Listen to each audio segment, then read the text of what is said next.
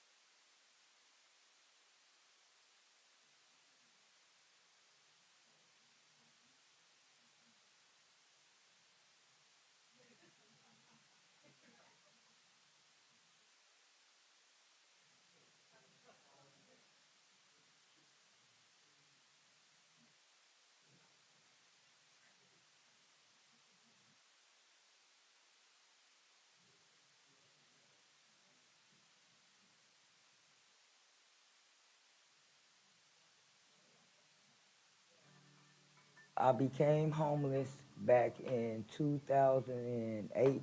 I lost my sister. Then I lost my mom. I went under depression. I was really sick. I couldn't walk. Sarah, we met in late 2019. She was living in front of businesses along the street. We gave her some information and linked her with a post team and inroads for temporary transitional housing motel assistance. So I think it's important collaborating with all the departments involved, because sometimes there's a situation where we'll have to gather together and just think outside the box how we could help that person out. Inroad stands for Innovative Remote On-Site Assistance Delivery Service. From the time that I just recently had met her on the streets to today, she's so much happier, healthier, and is working towards getting her own apartment now. We go to where the client is and taking the resources directly to them. And it helps build that bridge for success. I don't want to be homeless anymore, and I thank the county staff and team that helped me through this. Thank you guys, and God bless you.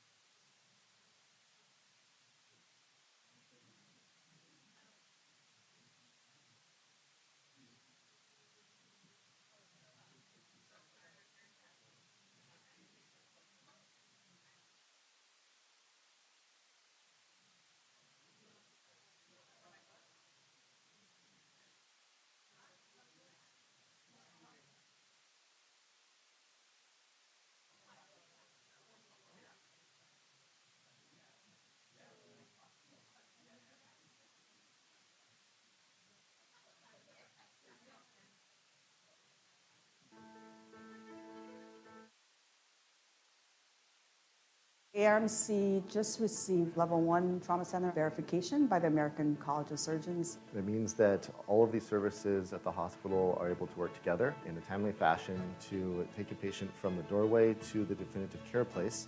We were Level 2 prior to this. By achieving Level 1 status, we've become a center that doesn't have to transfer any patients out to provide life-saving care.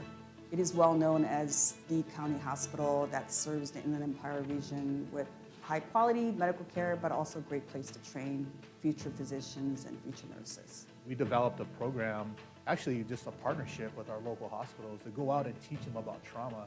It's a phone call, and then we'll set a classroom for their physicians and ER nurses, and we're more than happy to go and provide this education, because our goal is to provide optimal care for all of our patients, not only in our hospital, but in the outside hospitals as well. So I think having education in addition to being able to deliver high quality care, that's what I think makes this hospital a very special place.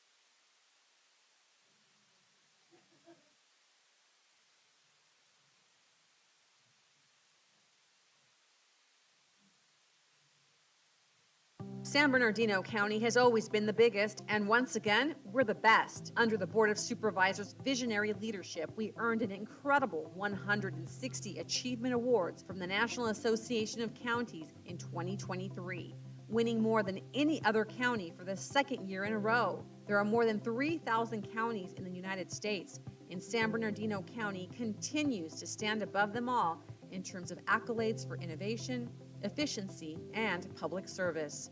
This year, we were honored for streamlining staff training for our homeless point-in-time count, hosting 32 animal adoption events leading to more than 1,600 pet adoptions, making building inspections easier, keeping residents well-informed and safe following the El Dorado flood, teaching children the importance of good oral health, providing reentry support to vulnerable clients following incarceration, enabling local job seekers to succeed in their careers, increasing access to healthy foods for county residents, unveiling our Curtain of Courage Memorial.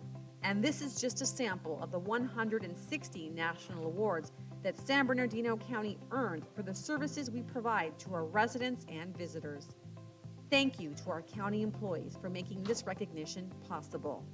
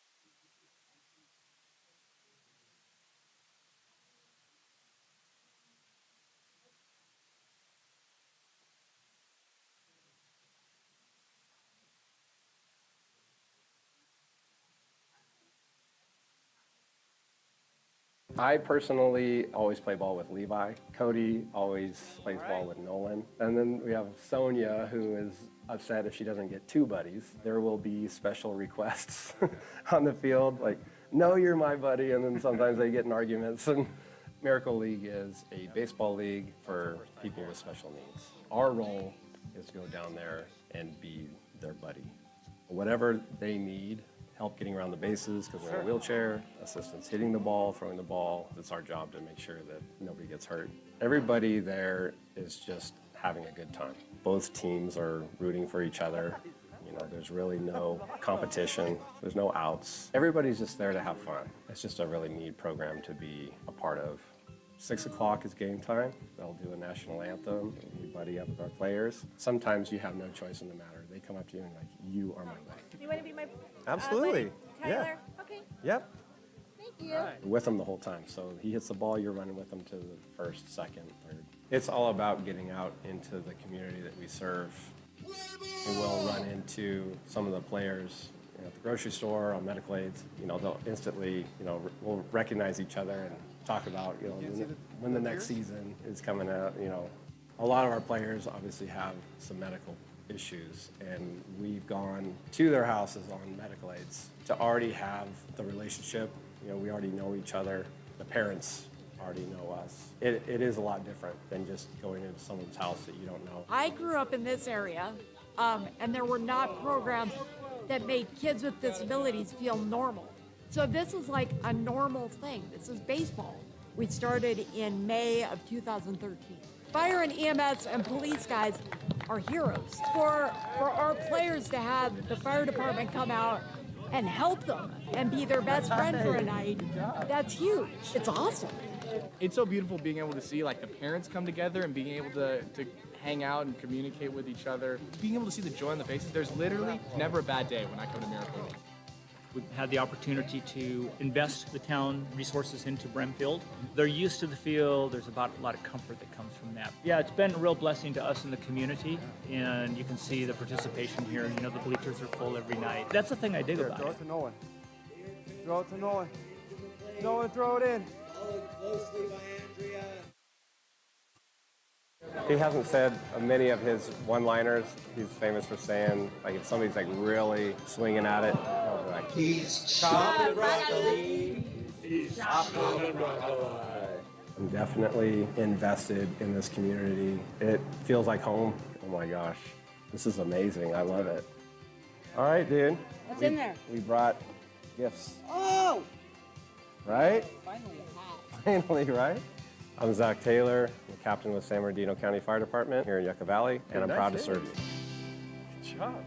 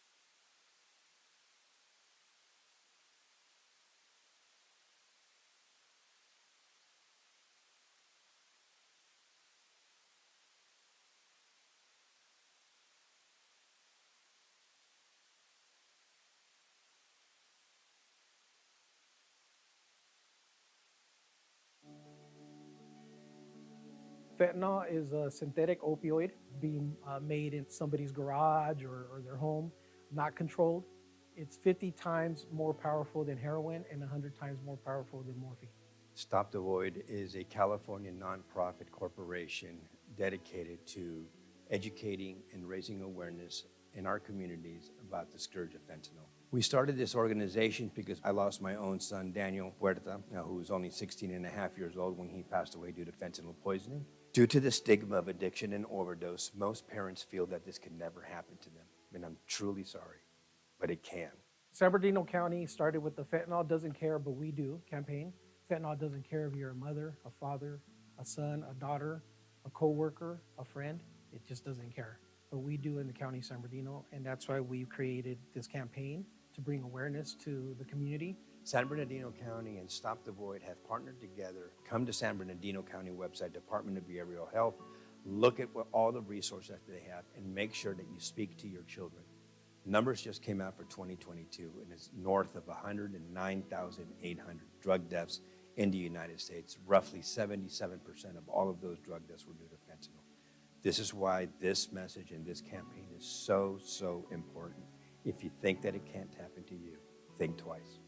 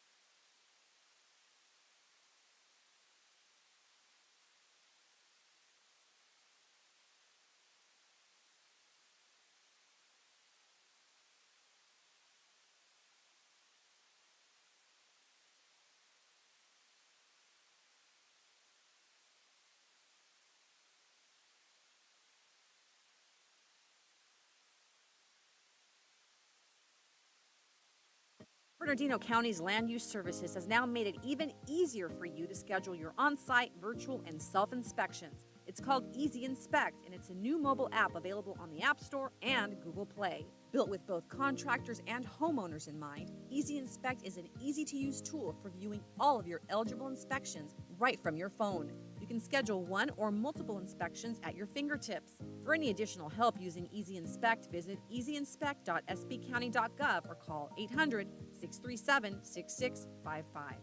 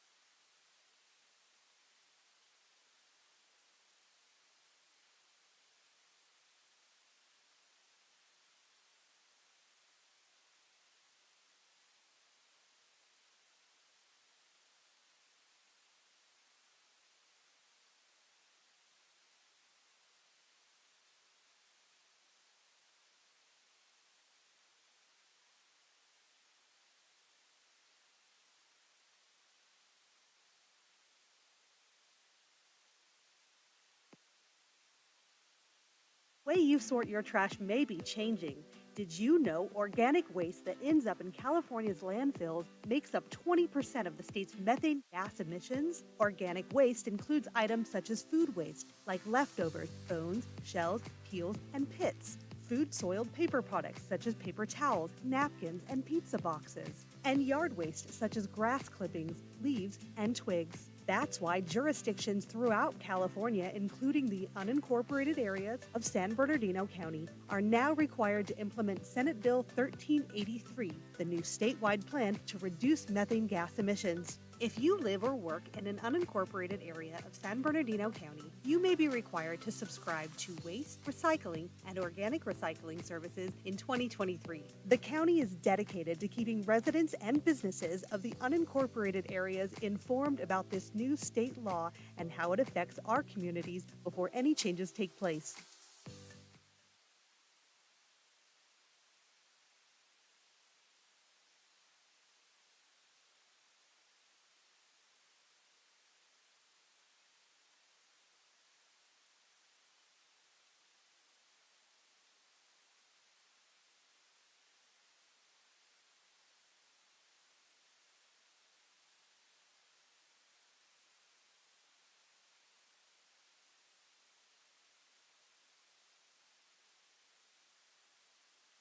Yelling at me. What do you think? I think it's possible.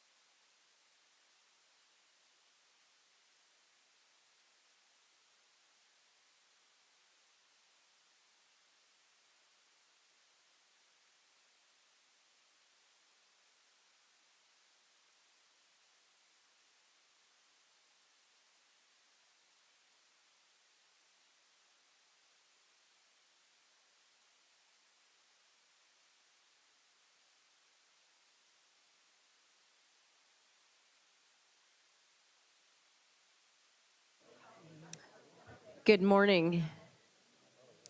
I'd like to call this meeting to order, and I'd also like to acknowledge our High Desert and Joshua Tree video conferencing sites, and thank you for joining us. Our invocation today will be presented by 4th District. Thank you, Madam Chair. Good morning, everybody. I have my friend, the Vice Mayor, Cynthia Moran from Chino Hills, is going to lead us in the Allegiance in Prayer. Cynthia was elected to City Council in November of 2012. She's reelected in 2016, 2020, and she served as mayor in 2015-19. During her tenure, her City Council committee's involvement has included Omnitrans Public Transit Board, Chino Hills Community Foundation Board, and she currently serves as vice chair. Big League Stream and Chino Hills Sports Park Ad Hoc Committee, board member for the Chino Valley Chamber of Commerce, board member of the West Valley Vector Control, and City County representative for the Chino Valley Unified School District. Prior to time at City Council, Cynthia has been an active volunteer in her community as president of the Chino Valley PTA. She's been recognized as the 55th Assembly District Woman of the Year in 2016 and the 55th Assembly District Elected Official Year in 2019. To fill any of her gaps, on her schedule, she's a substitute teacher for Chino Unified School District as well. She has 3 grown children, 3 grandsons, and dog Lily that she takes everywhere. Cynthia, thanks for joining us today. Please lead us in our prayer. Thank you, Kurt. I want to thank all of you for having me here today. Are you guiding me towards the middle, Kurt? Okay. Good morning, and please bow your heads and pray with me if you choose to do so. Dear Lord, we gather here today at this Board of Supervisors meeting in the spirit of unity and collaboration, mindful of the responsibility to serve the interests and needs of San Bernardino County. Let us take a moment to reflect on the values that bind this board together, the challenges they face, and the opportunities that lie ahead. As they convene in this chamber, let us remember the importance of open dialogue and respectful discourse. Our county is made up of diverse voices and perspectives, and it is through the exchange of ideas that together they will find solutions to our shared problems and challenges in the county. Lord, may they approach today's meeting with both empathy and compassion, recognizing that behind every policy and decision, there are real lives and livelihoods at stake. Let them strive to uplift those who are marginalized and ensure that the benefits of their progress reach every corner of San Bernardino County. May they find the wisdom and courage to make decisions that promote the well-being of all our county residents. It is time to prepare for a productive and harmonious meeting, Lord. Please let today's deliberations be guided by the principles of justice, compassion, and progress. Amen. And if you would please join me in saluting our great flag. Ready, begin.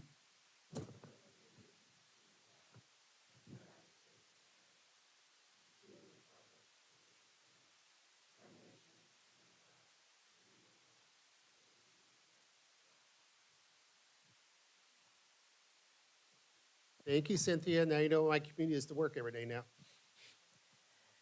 Thank you very much. We will move on to our memorial adjournments. Vice Chair Cook, Supervisor Baca. Yeah, thank you, Madam Chair. I do have one. It's Frank De La Rosa of Colton. He was 83 years of age that just passed. And, you know, this one's very personal for me because Frank was the father of my good friend, Tom De La Rosa, who's a retired parole agent and correctional officer from the Rialto community. We grew up as childhood friends, and I know his father meant a lot to him. I just want to point out a special note with Frank De La Rosa. So Frank served in the military, but he was only there for 6 months, and he was discharged from the military, and the reason why is because he was actually underage. So our office is in the process of trying to get his father recognized, you know, through federal government, just to show that, you know, he did serve our country, even though it was only a short period of time for 6 months. But just want to make sure we adjourn in his memory. Thank you, Madam Chair. Thank you. Supervisor Hagman. Thank you, Madam Chair. Yes, today I'd like us to adjourn to Glenn Duncan. Glenn Duncan was a Chino resident for 39 years, and he passed away on August 29th after a battle with Parkinson's disease. He served with honor and distinction for 25 years as a Chino City Council member. Along with the City Council, Glenn helped establish the Chaffee Community College campus and its Information Technology Center, renovated downtown Chino, constructed low-cost senior housing, the Carolyn Owens Community Center, the College Park Residential Development, and executed the annexation of Agricultural Preserve. Glenn always focused on service. He served as president of Chino Neighborhood House and the past president of the Rancho de Chino Rotary Club. He also served as board chairman and the treasurer finance committee chairman of the board of directors for the YMCA. In 2010, Glenn and his wife Cindy were recognized by the California Park and Recreation Society's Layman of the Year for their more than 20 years of community involvement in promoting community recreational activities. He was declared by the Chino Champion as the Outstanding Citizen for 2014, and in 2023, Glenn was named the City of Chino's 2022 Spirit of Achievement Award. Glenn leaves behind his wife Cindy, who is married to for 42 years, 3 children and 5 grandchildren. Thank you, Madam Chair. Thank you, Supervisor Armendariz. Today, I would like to adjourn in memory of Mark Uffer. He passed away on Sunday. He was a resident of Highland and the former CEO of Arrowhead Regional Medical Center from 1998 to 2004, and he was our CAO of the county from 2004 to 2009. We want to keep his family in our thoughts at this time. We do not have any special presentations today, so we will move on to reports from County Council. Thank you, Madam Chair. The Board of Supervisors voted 5-0 to authorize outside counsel to file a legal challenge to the fiscal year 2024 Medicare and Medicaid Services Inpatient Prospective Payment System Final Rule. The Board of Supervisors also voted 5-0 to join an amicus brief supporting a petition for writ of certiorari filed by the City of Grants Pass in the case of City of Grants Pass, Oregon versus Johnson. And finally, the Board of Supervisors voted 5-0 to appoint the gentleman to my right, Luther Snoke, as the Chief Executive Officer of the county. Thank you very much. Congratulations, Luther. And now we will have a report out from our new CEO, Luther. Well, thank you. What an honor. Thank you, Madam Chair. A brief report, just a quick status update on the February 2023 snowstorm response after action report. So previously, this had been reported to have brought back to the board mid-September.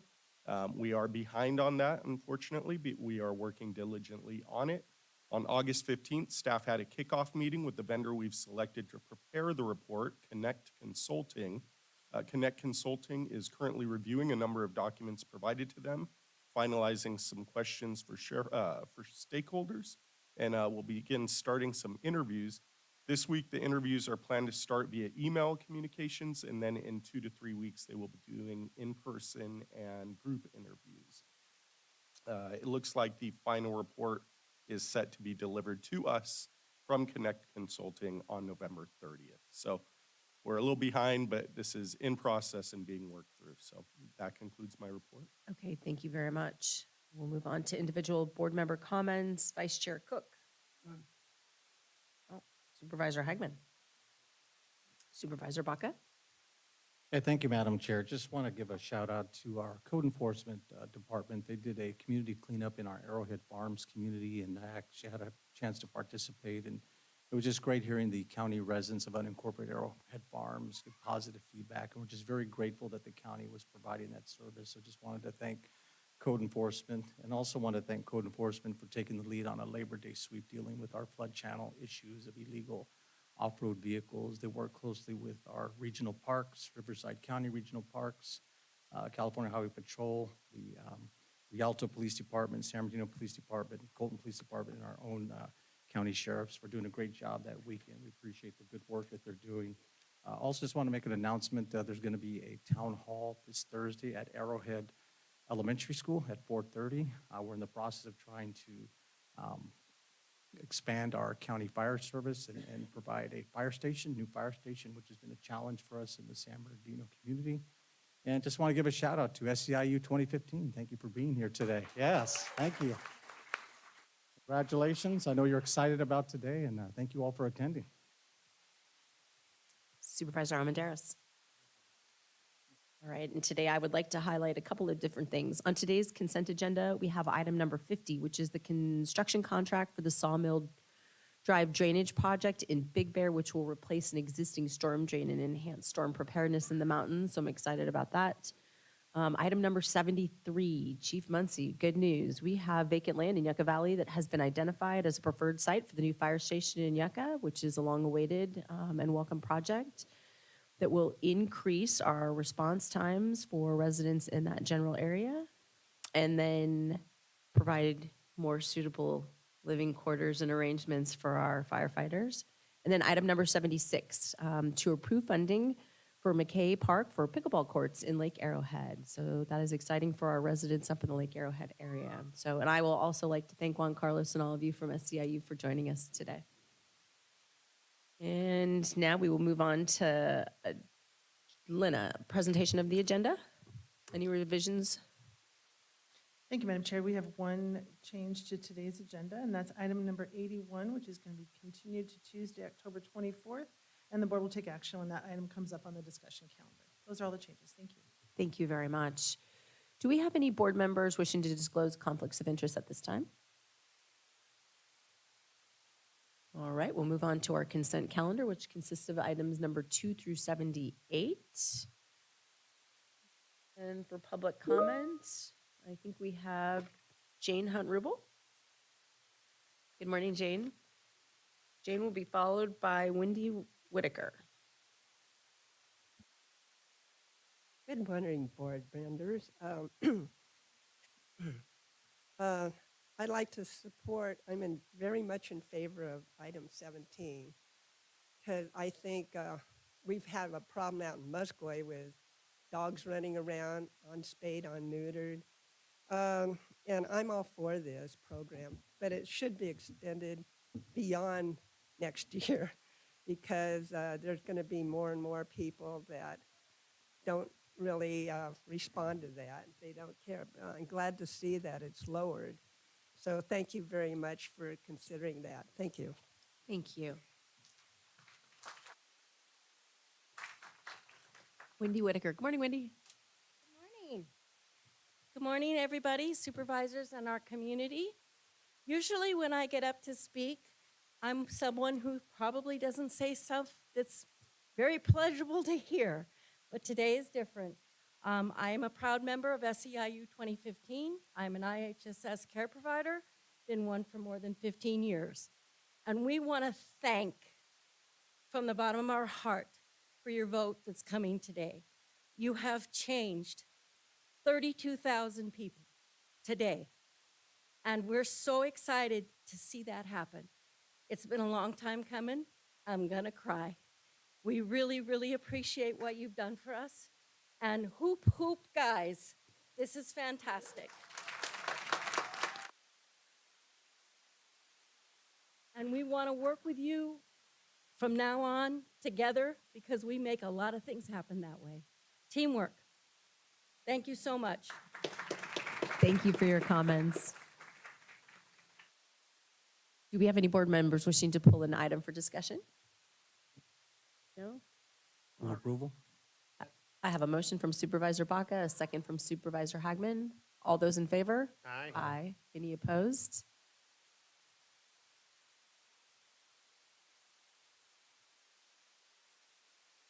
Thank you, Madam Chair. With that, the motion passes all in favor to approve the consent calendar. Thank you very much. We will now move on to our discussion calendar, which is going to start with item number 79, our employment contract with our Chief Executive Officer. And I am the presenter of this item. So at the top of the meeting, we heard County Council announce today in closed session that the board voted to appoint Luther Snoke as our CEO. This item approves a contract for the position of Chief Executive Officer between the county and Luther Snoke. Pursuant to Government Code Section 54953C, the terms of the agreement must be read into the record. The term of the contract is for 3 years, effective August 26, 2023 through August 21st, 2026, with a salary consisting of, so the salary is $379,187 and benefits are $224,093. Do we have any members of the public wishing to speak on this item? None? Any board members wishing to speak on this item? Madam Chair. Please. Luther, just want to say, this is a fantastic county. We have 20+ thousand county family members here. It's serving the over 2 million residents of the county. It's a big job, but we have full competency to fill in that role to keep our county in the right direction, achieving greatness as it has the last few years. and to establish just a great culture of inclusiveness and acceptance and greatness like we've been doing. So it's a big role. We're here to support you, and you're here to support all our county employees and our residents in a big way. And we just have a lot of faith in you, and wish you all the best of luck going forward. With that, I'll move, Madam Chair. Thank you. I have a motion. Second. Second by Supervisor Baca. All those in favor? Aye. Any opposed? Congratulations, Luther.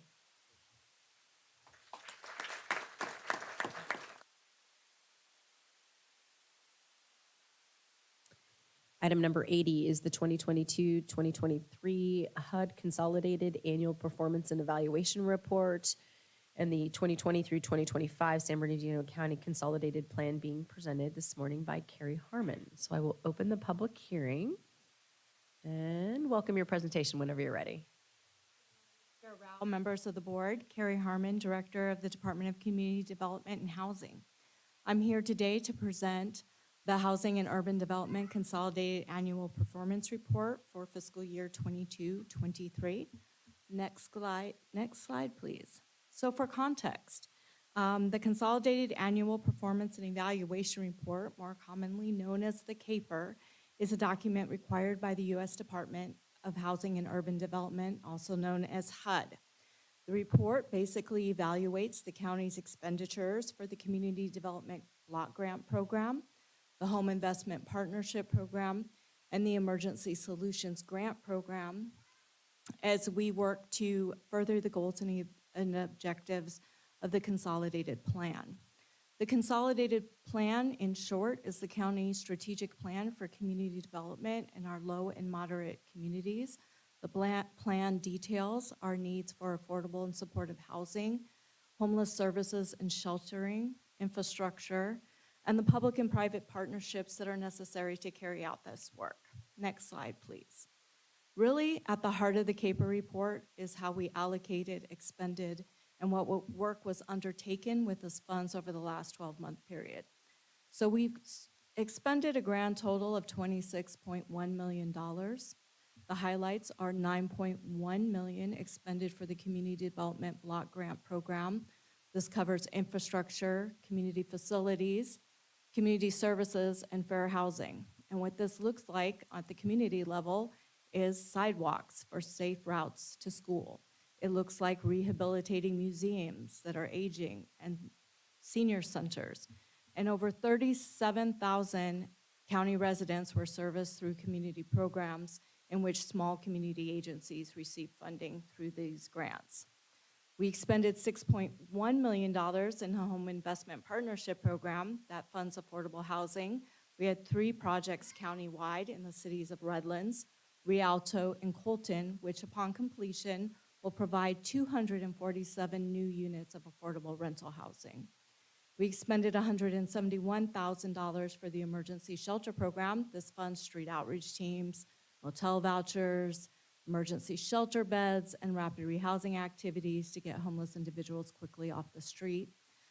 Also in this report, we have to account for some expenditures related to COVID funding supplied by the federal government to help with the economic impacts of the pandemic in our low-income and vulnerable communities.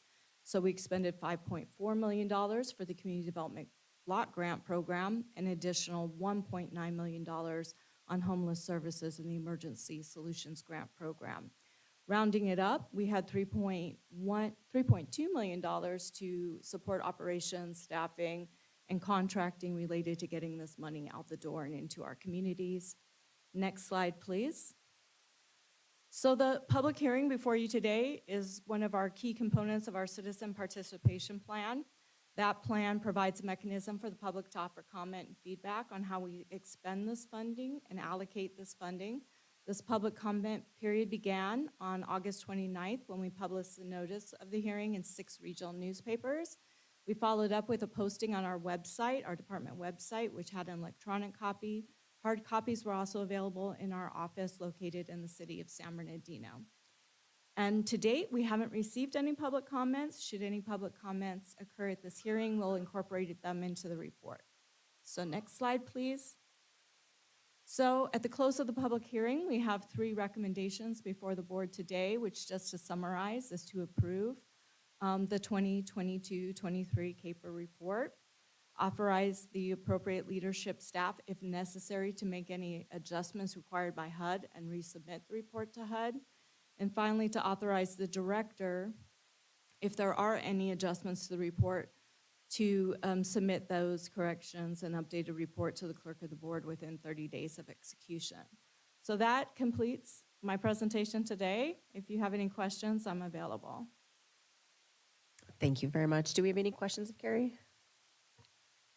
Thank you, Madam Chair. No questions, just comments. No, I just want to thank you for the report. I know this is a mandate by HUD to do this report, but I think some of the great investments that we've done with our CDBG dollars are good. I'm glad that we're taking ownership of the ESG dollars and beginning to invest those.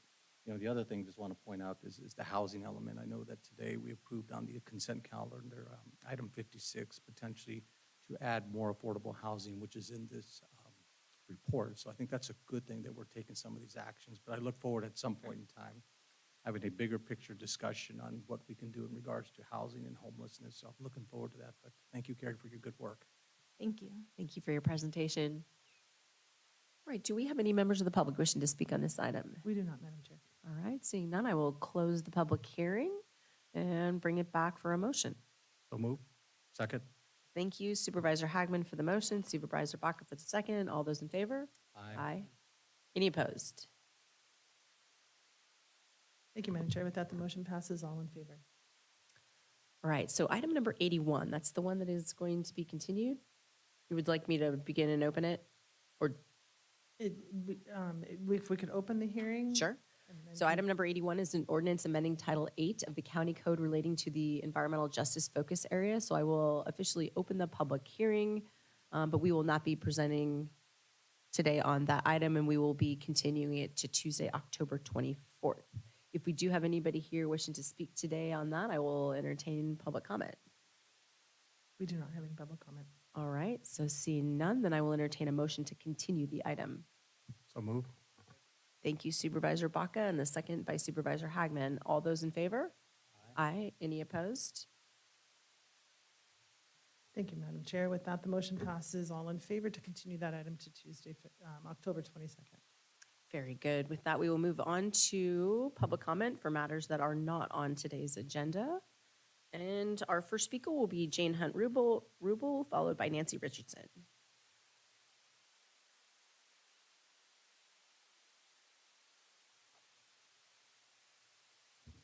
Good morning, board members again. Wow. Yeah, I'd like to make a comment on, this is from the county administrative offices during their recommended budget. And the following is a summary of priorities identified by the Board of Supervisors that are addressed in the recommended budget. First off, it's the infrastructure one I was really amazed at. Well, that interests me, because making our unincorporated communities safe and livable and investing in infrastructure to spur economic growth and improve the delivery of county services is a high priority for the Board of Supervisors. The 2023-24 recommended budget allocates $30 million from the general fund for improvements that will create safe neighborhoods, as well as road improvements, enhancements to key county-owned assets, additional conversions from septic to sewer, which kind of concerns me, service, a necessity for businesses seeking to locate their facilities within our unincorporated communities. So this kind of concerns me, then a red flag up, because I live in an unincorporated community. And my neighbor across the street, he's concerned about this too, and he's new to Muscogee, because I keep having a feeling when you're saying this, conversion to septic and sewer service, and a necessity for businesses locate their facilities. What kind of businesses? And so I was thinking, oh no, they want to take over Muscogee because it's strategically located. It's a good location to have more warehouses, and which my neighbor across the street, he moved from San Bernardino because of that. They took over his property. So it kind of concerns me. I hope you guys don't go through with this, because us old timers still alive in Muscogee, we're fighting for our community. And it kind of upset me when I saw that. I went, oh my God, I just have faith in you guys that you won't put, because it kind of concerns my neighbor too, and he's new to our neighborhood. And so I hope this doesn't occur because I know it's from the countywide plan, but I went to all the meetings back in 2010, and we were very adamant about keeping our community, semi-rural, but so this sends a red flag up to me. So thank you very much. Thank you very much. Jane Hunt-Rubel will be followed by Daniel Demeyer.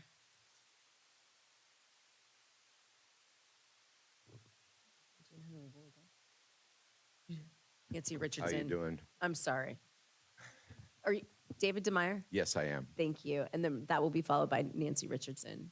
Okay. Sorry, Nancy. That's okay.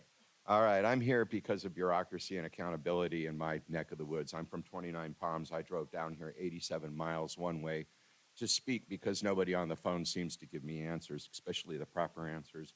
8 years ago, I bought a house in 29 Palms. I paid $6,000 to $7,000 in road taxes, school taxes, gutter taxes, and so on.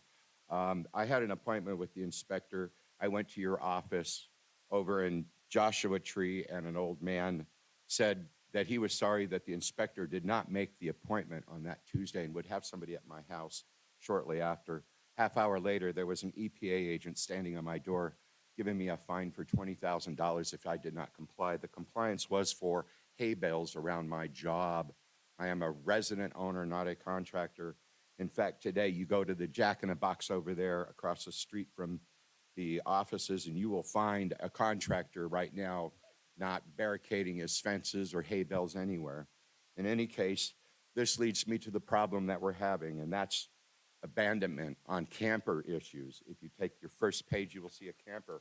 It has been abandoned on Morongo Avenue for over 1.5 years. A year ago, I called the sheriffs. The sheriffs came out, took a look at it, said nothing can be done about it. They let it sit there. 8 months ago, it caught on fire. It still sits there to this day, and yet the sheriff refuses to tow this vehicle or this junk away where all our neighborhood has to sit there and stare at it. Currently, there is a trailer blocking the road, literally blocking the road. I've got current pictures that I took today before I even came down here. This trailer has ID. It has a license plate. It has a sticker. It's not even registered, and yet it's sitting on a public road, blocking the road, and the sheriff says they will not tow it. No one will tow it.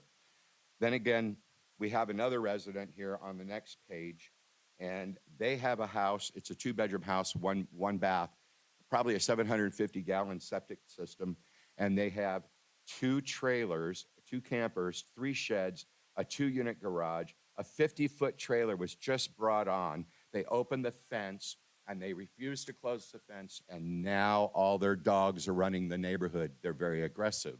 I almost got bit the other day when I was dragging the road on my trailer.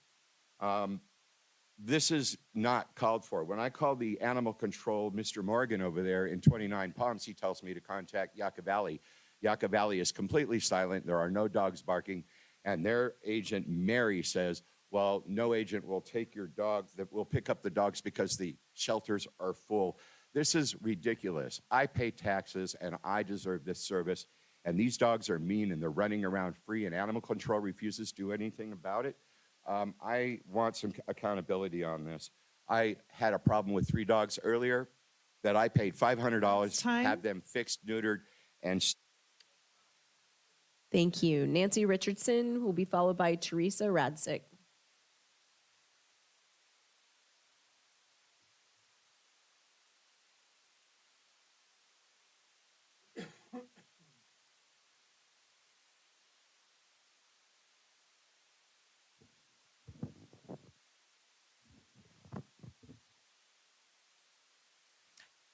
I had to rewrite my thoughts for today after SB 969 was passed by our supermajority legislature.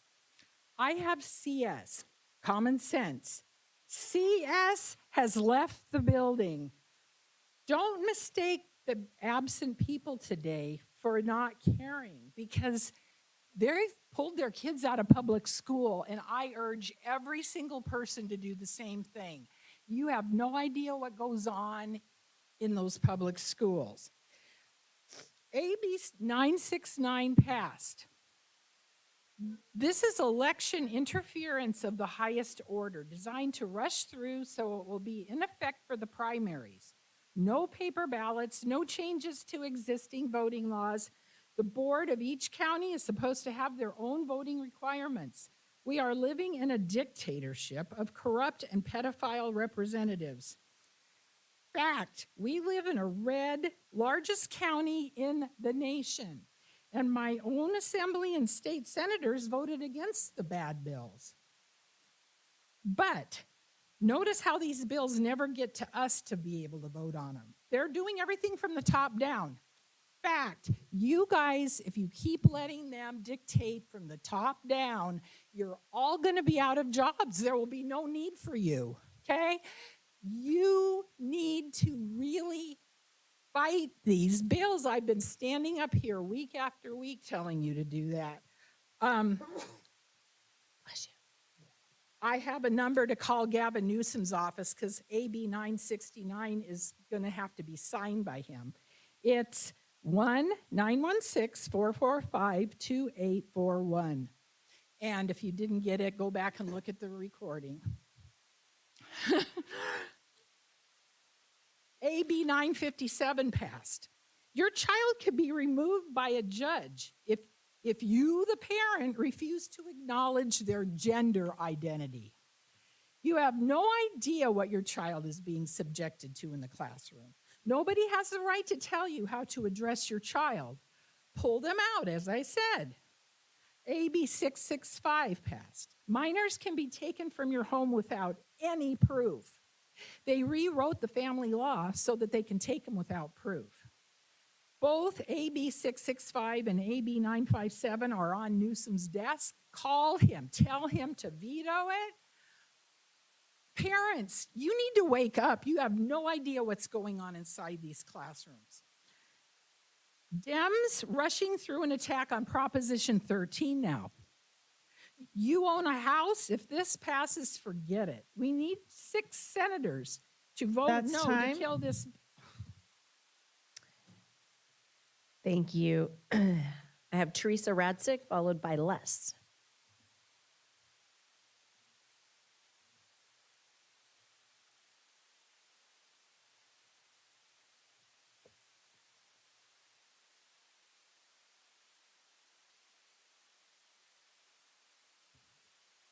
As we know, Shasta County, and I prepared this before I heard this morning about the passage of AB 969.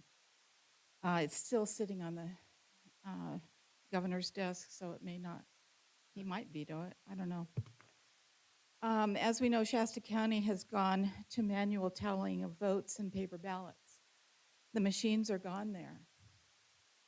Some objections have been that the costs will rise, but studies in Shasta County show that they have done their homework and found that the cost of a full manual tally, including new staff and an 8-hour workday, is equal to $1.85 per ballot counted. In their county, they have a total of 111,530 ballots were cast in the 2020 election. The hand tally cost would have been $206,650. All things being equal, San Bernardino County had 852,636 votes cast. Let's say it costs $2 per ballot to count. The total cost of a hand count in our county would have been $1,705,272. And it would have been even cheaper if we weren't counting the 31,000 ghost votes, as per the Secretary of State's numbers. We know that our Dominion machines cost over $8 million, notwithstanding that the money came from the Zuckerbucks. We would have a cost savings of about $7 million. The real benefit, though, is knowing that our elections are free from manipulation and irregularities. In other words, free from cheating. We must get back to 1 day of voting, paper ballots, picture ID, and hand counting in the precincts. We can have the count done the same day, just like they do in France and other first world countries. Thank you. Thank you very much. The last request to speak that I have is from Les.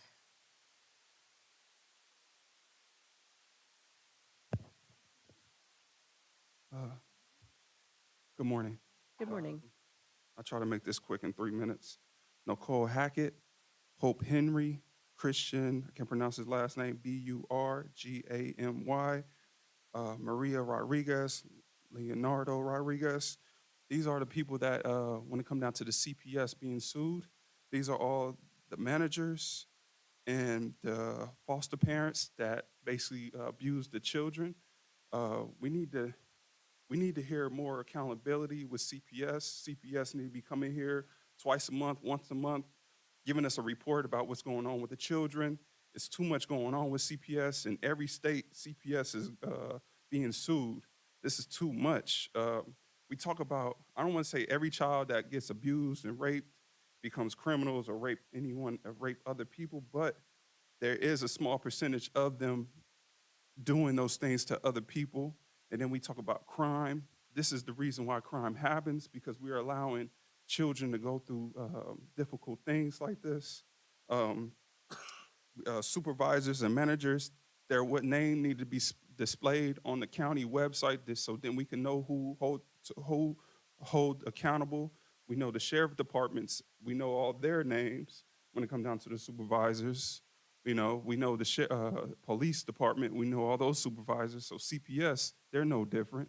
They don't need to be hiding behind anything. We need to know their names. I'm not trying to find out the children's names, but we need to know their names. And then real quick, like I said last time, this meeting's too early. Taxpayers, hardworking people can't show up to these meetings all the time so early. You guys need to change these times at a different time so then everybody can come and voice their opinion. This is too early. And in the 3 minutes, we need to see that a clock up on the wall, like the city meeting. We need to see the 3 minutes so then I can time myself on how I'm going to talk to you guys. We need to see that. And then that building that you guys see outside your window, the city didn't even help. No one was out there. From Theodore Sanchez, this is his ward. He wasn't even out there helping those homeless people. I was out there helping those homeless people, try to find resources for them. No one was out there. You guys told me that that's a city problem. You guys could at least came out there and hand out hotel vouchers. We just heard the lady talk about hotel vouchers, and none of those people had hotel vouchers. None of them. All of them got kicked out the building and nowhere to go. None of you guys was out there. Just as human beings, you guys could have just came out there, handed out some water, handed out some food, something, but you guys weren't out there. You guys sit behind these desks, just talking, just giving us lip service. That's all y'all giving us, mouth service every day. You guys haven't showed us anything. San Bernardino still look poor, still look trash. These buildings downtown, they need to be better. You guys need to stop letting slum landlords come into San Bernardino, take over these buildings. These buildings sooner or later are going to be burnt down. All of them going to be burnt down. That's time.